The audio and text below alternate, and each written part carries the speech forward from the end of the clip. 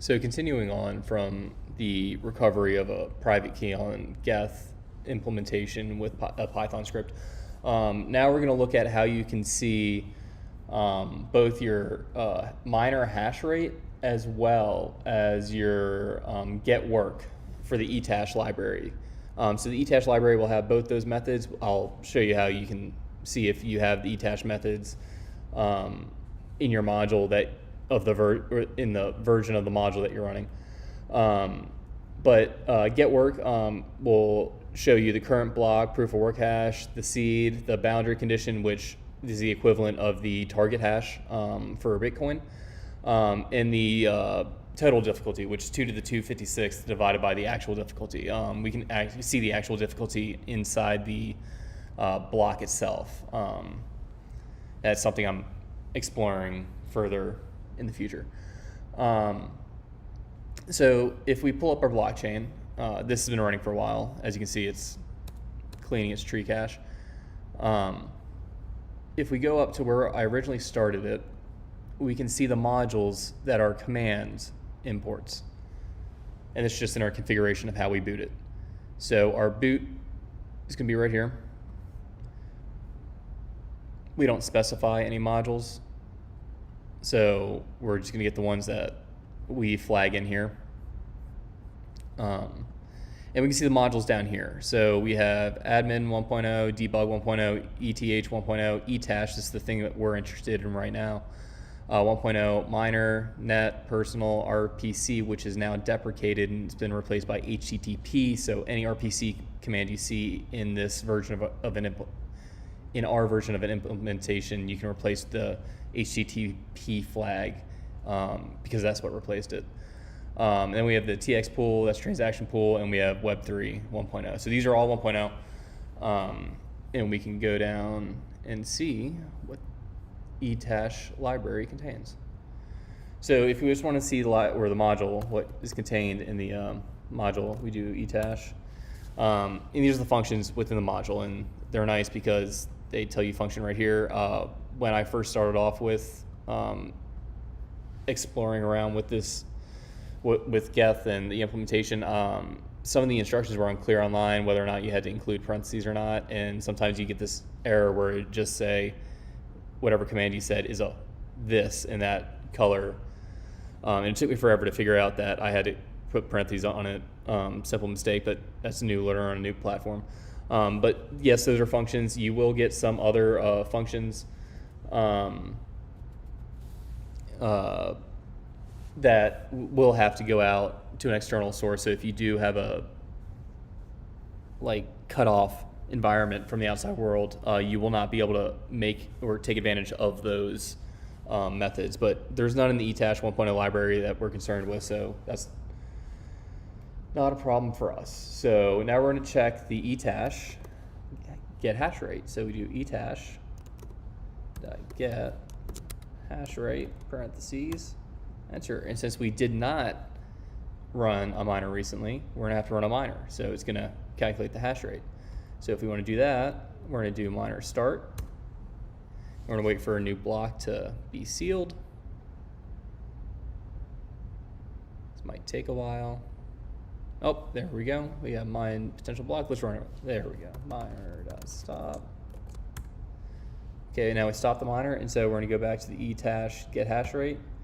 And for that, for the commitment of, or potential of 1, 2, 3, 4, 5, 6 potential new blocks. And these are fast because the difficulty isn't that high right now.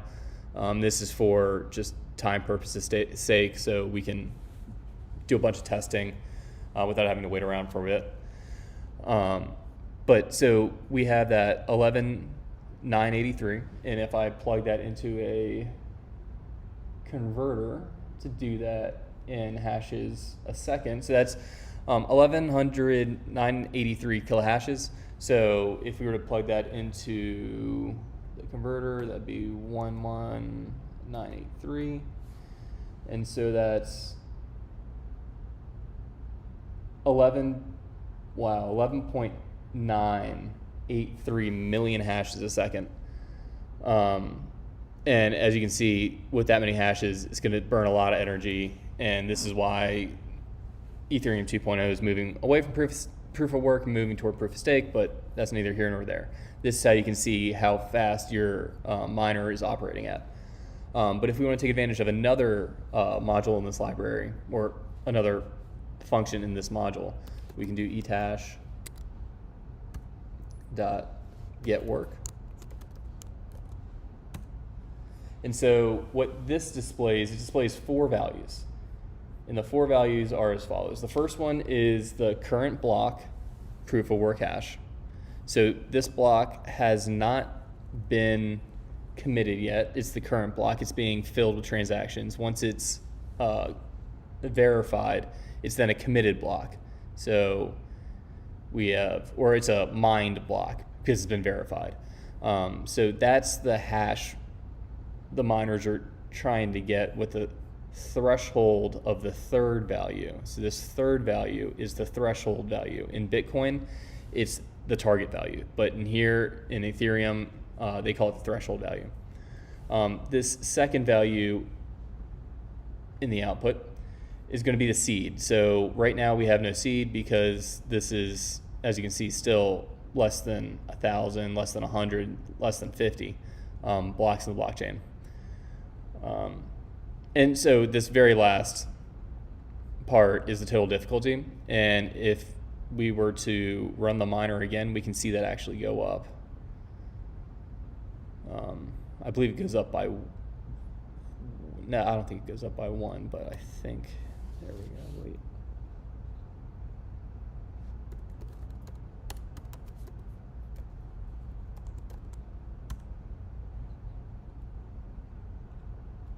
Check the hash rate. So that hash rate was down from the other one. That's because the difficulty went up. So that's actually a perfect example of how the difficulty increases over time.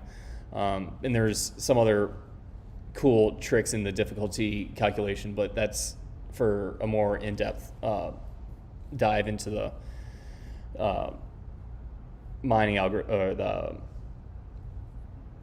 commitment, or the mining algorithm, to be a successfully mined block. But yeah, we went down significantly from 11,983 to 7,500. But if we go and get the work, we can see that the hash has changed because we've added new blocks. Our seed is still 0 because it's still a relatively new chain. We have a different target, or threshold. But as you can see, we start out with 4 zeros and a 7, and we on the second one, which is a higher block, and we start out with 4 zeros and a 7 right here. So as you can see, the threshold is increasing, which would lend credence to the decrease in performance of the hashes, because they would be getting more difficult. And as we can see here, the total difficulty has risen by 3. So it went from x24 to x27. So that's just a really cool, simple, quick way to show how in between you mining blocks, the block headers change, the block, or the total difficulty changes, the threshold hash changes as well. And you can see it in real time. And as the difficulty increases, we saw a very, very stark or drastic drop off in performance due to the hash rate, which is just even more confirmation that it did get harder on that second time we were mining. So it's further credence to the more you get further in the blockchain, the harder and harder the hashes get, which helps with fairness and everything like that in the blockchain. That's just something really cool that I stumbled across when I was doing some work on the Wireshark sector, trying to figure out some modules that might be able to help me. I thought it was very interesting. I think this is a very, very cool 1-2 command that you can really, if you can tie it into block tracing or transaction tracing with roots and uncles and everything like that, that's the end goal for this. I don't know how possible that is, but everything is connected. However, everything's encrypted and encoded, hashed, and I just got to figure out a way to display that data and show you visually. But that's the next steps for this, and just something really, really cool, interesting. And if you're a developer, I think this would be a very, very helpful tool when you're playing around with the configuration of your blockchain. Thank you so much for watching.